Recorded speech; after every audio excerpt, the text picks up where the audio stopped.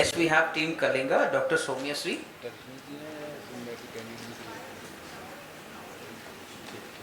Dr. Subhagi Saw will be presenting, okay? If your PPT is uploaded, yeah, please.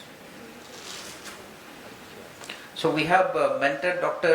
Shruta Kriya Parida, I hope I pronounced this correctly, and mentee Dr. Somyashree Samal, the other guy. And this team is from Bhubaneswar. Good morning, class. I'm going to be your teacher for the next 4 minutes. Hopefully you all stay active and alert. So today we're going to learn about management of corneal ulcer with a twist. So normal corneal anatomy is as easy as ABCD. Repeat after me. Anteriorly, epithelium. B for Bowman, C for central stroma, D for duas and decimus, and endothelium. So now it's a story time. Cornea can be equated to a transparent wall. But like tragedy strikes, the wall gets breached. How did it get breached? So, extrinsically there is trauma, intrinsically we can have abnormal collagen and some structural surface problems like keratitis. It's time to examine the damage. So, we will examine the breach by physical examination, slit lamp, Siegel's test, CT scan and a gentle V-scan.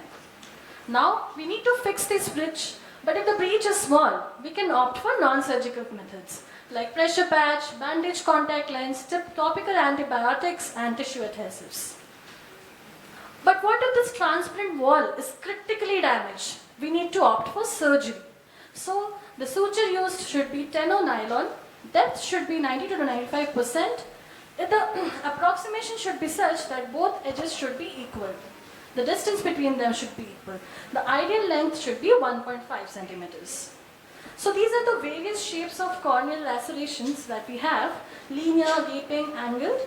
The point to note is that the central suture which lies on the visual axis should be shorter in length, whereas the peripheral sutures, we can afford it to be a little bit longer.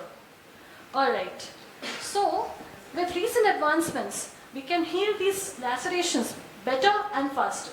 So for partial thickness corneal laceration, dear students, there is tissue adhesive glue, a tectonic lamellar patch graft and an autologous patch graft as well, which is very useful for emergencies. It is gamma irradiated human cornea. So what did we learn today, class? We learned that our primary goal is to achieve a watertight wound. We need to prevent secondary infections with the help of antibiotics.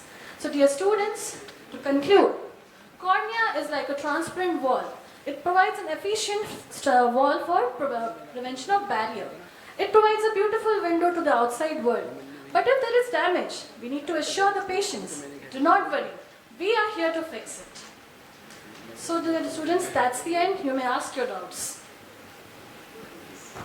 Okay. I think. Any questions? Yeah, Yes. question from whom? So, ma'am, when you talked about corneal laceration, I expected that you would teach me exactly how to go about doing it. But it was more of a philosophical talk, I would say. So that way I felt that the topic and what you presented, for me, it didn't match my syllabus. I didn't get anything out of it. We can discuss it in detail in the next class. No, you only said I had to post 90% depth with a 10-0 nylon, but there are many other different situations that we get corneal laceration. One crossing the limbus, one across limbus to limbus, stellate perforations, tissue loss perforations. So like we don't know, we just knew how to just pass it 90 degrees, 90% of the depth. What happens if you go through and through, let's say?